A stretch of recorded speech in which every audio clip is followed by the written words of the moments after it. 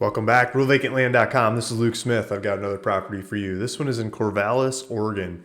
It's zero point 0.9 acres. It's like the corner of a neighborhood. It's a corner lot. There's a paved road that goes right up to the corner of the lot. You have to extend it another couple feet to get your driveway into the lot. It's gravel there, so you can drive right up to it. There's a power line. There's a sewer line.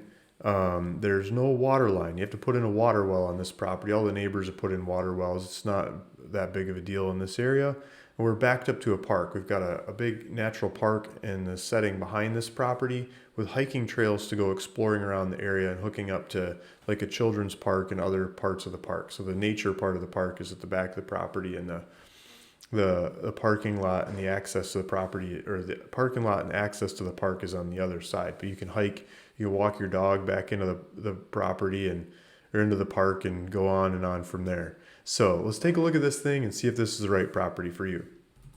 So we're on realvacantland.com, asking $287,000 for this property. Just dropped it. I was asking $325 or $315, or I forget. Over $300,000 and no bite. So we dropped the price down. I'm looking at the market in the area. There's some trades, higher prices that have happened around the area for properties like this. And so I think that makes this one a good deal. These other people are biting up these other properties. But let's look some more. So it's 0.9 acres, 2 different APNs. There's 2 different lots. One lot is in the actual neighborhood. The other lot is outside the neighborhood. And so from my understanding, you'd have to do a lot of paperwork to actually build a house on the second lot. You can't, so I was thinking maybe I could sell them separately or something. You can't do that, or very easily. I could, but I think it makes a lot more sense to keep these 2 lots together and have one lot over, one house spread over the 2 lots. If you just build on the lot outside the neighborhood, it might be, I don't know if the regulations are going to work that way. You're going to want the one with the neighborhood that has all the paperwork and permissions and stuff to go build a house on it. Okay, so here's a map. Maybe I'll refresh this map because I was using it as a reference to zone in. Okay, so here's the property. Here's the road. See how the road comes up? The paved road comes up, and there's neighboring houses to the south. There's neighboring houses to the southwest and to the west, but not to the north or the east of the property. It's all park. Okay, so the paved road here goes up. I don't think we have street view on here. Maybe we do. Yeah, we do. Oh, we got street view all the way through. Okay, so the paved road goes up here, and then it stops because it turns into like a hiking trail, kind of fire access road or something that goes in from here. But we could open this up to drive into the property. So here's here's the bike helmet view. So here's the property here. Here's the utilities, the electrical panels and stuff ready to build a house here in the woods. Here's the neighbor's house. Here's this says, stop driving here, but you can just open this and drive into the property because it's yours. And so here's the road. Here's where the road stops and the trail begins.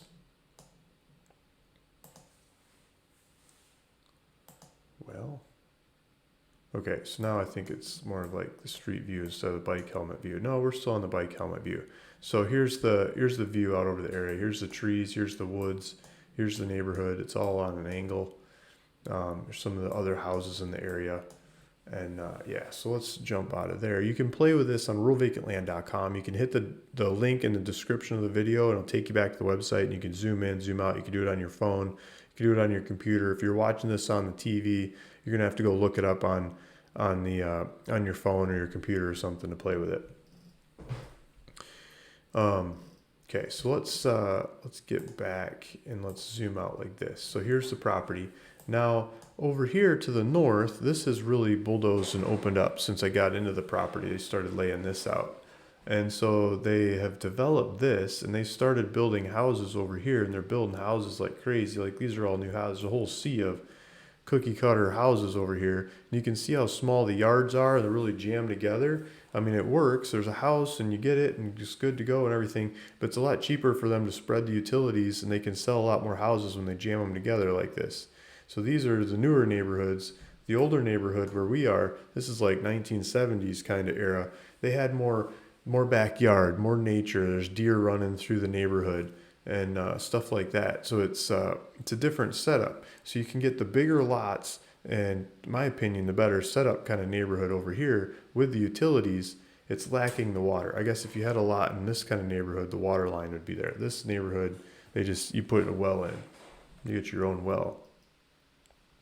Okay, so this green lot is where I think you'd want to build a house, and then you could use this blue lot for, this is your land. You could spread across into it. But I think the way the regulations are, you're going to want to use this lot at least some, and that be your address and everything.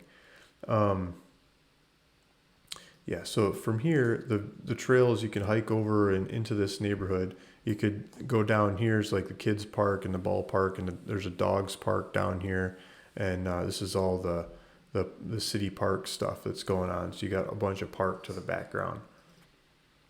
And I wanted to see, look, if you go back in time a little bit, that whole neighborhood's not there. It just started adding it on, right? Okay, so I pulled it up in Zillow, and these are the solds here, and we've got, this is where the house would go. This is where the property is right here. Here's the park. Here's, I guess, green is park, but there's different, like, county, state, whatever, some different jurisdiction park in here. And then this neighborhood over here is happening. And if we turn on let's turn on the satellite view, you can see where they're starting to roll out these houses. So they've already started selling some of them. And so maybe we can get some examples. Like here's a rendition of a house that they're building. Like this isn't actually built yet. Like you could buy it before it's delivered, right? Then they'll build it and they'll put the houses. Well, it's a duplex. They put like 2 garages, 2 front doors. You can get they're doing duplexes for 400s, 500s. I think you get a standalone house. Let's see if we click on some more of these. Well, somewhere over here, they got renditions of okay, so here's building a house. So they build like a one-off house. The houses are going in the 500s. So they're doing houses in the 500s, and there you go. So, wow, those backyards kind of look like dog kennels or something. But your kids can go play there. They pile them on top of each other, and they're making them happen. I'm sure a lot of people are happy to live there, and I got to watch what I say. But I like the kind of neighborhood that's got trees and it's got nature and it's got something going on. It's got some character, and like it's been there a while and it's happening and it's established. And this is going to be like brand new. Every time you drive down the road, you're driving through construction, and for years to come, it's just going to be construction, and brand new little trees, that haven't had a chance to set their roots and grow and produce some shade and stuff. In yards that look like that. Hopefully they plant some grass and something before you, but maybe you get the house and that's what you get. I don't know. So there's a view of these houses that they're building. And then maybe like in the trees over across the valley or something is where the land is that I'm showing. I shouldn't laugh at these, but I can't help it. Oh, this is like your classic house. You got somebody on the street corner twirling a sign to get you in there to give you some watered down champagne to go on a tour, right? Yeah, they're selling pictures and they're selling drawings, computer renditions, and go sign up now and then you get a house. So they'll probably fill this whole thing out and it'll probably go really fast. But if you're a builder or you want to do it on your own, across the valley, it's a lot more nature going on where we have our property that's up for sale, these 2 lots here. And then these houses that are in the area over by us, I mean, they go fast. This is Zillow's estimate, $724, $280 a square foot is what the Zillow's estimate on this thing is. It's sold for $514, but this is pre-COVID kind of sale. And pre-COVID, I think, is even still happening fast. So it was listed on 3/27, and the listing was removed on 4/1. Like, how fast did that go? You can't even put it on the market. It's like gone. People fight each other for it. So here's another one down the street.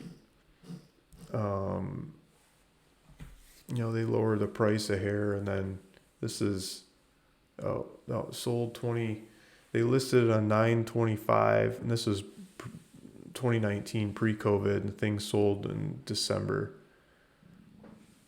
3 months kind of time frame that they're selling before COVID.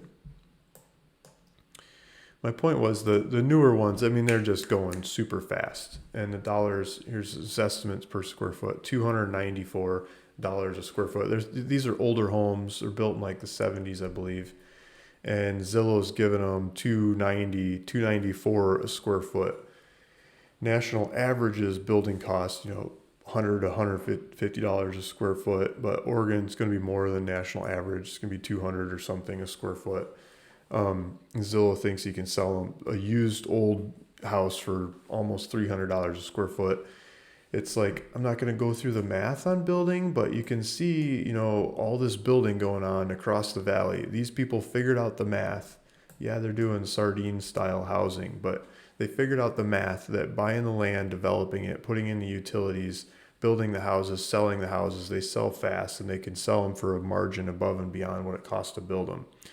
Now, I'm not saying you can do that volume over on this one-off property over here, but if you're a smaller contractor and you want to build one in the mix that's got more character and it's got more class and it's got more nature going on than the cookie cutters across the valley, this is a good property for you. Or if you want to build it for yourself and you're looking at the cookie cutters in the area and you go, oh, geez, I just can't stand it. You go after this property and you get a whole bunch of nature. Okay, so back to the website, ruralvacantland.com. Asking $287,000 for this one. I got a buy now button on there if you want to go for it. Otherwise, look it up on all kinds of different, there's all the Zillow, Redfin, Realtor, Truly, all those, go into our listing here, and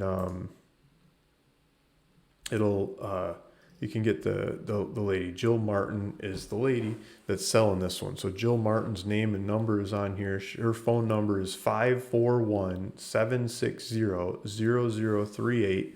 Give her a call and say, I want a tour. I'm interested. I want a real piece of property, not the cookie cutter sardine size properties that are going off across the valley. And she'll go take you over here, give you a tour, walk you through it, do all the paperwork, make this thing yours. That's what you want to do. Please be my guest. That's what we're here for. Thanks for listening. Thanks for watching. This is Luke Smith, ruralvacantland.com, bringing you some more cheap, easy land in Corvallis, Oregon. See you in the next one. Bye.